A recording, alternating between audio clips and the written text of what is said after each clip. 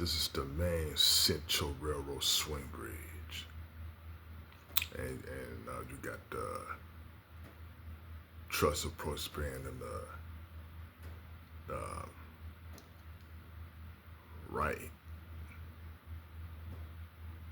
Yeah, and it was across the Fore River, located in South Portland, Maine, was replaced. Right.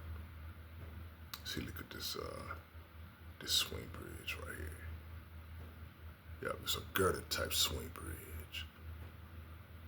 And so your train used to go through this bridge all the time. And then when boats come, when ships come, it swings aside. And see, this is a nice one, right? Look at all the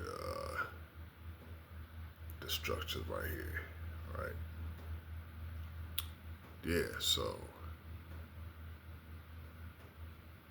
it crosses the Fore River in South Portland, Maine.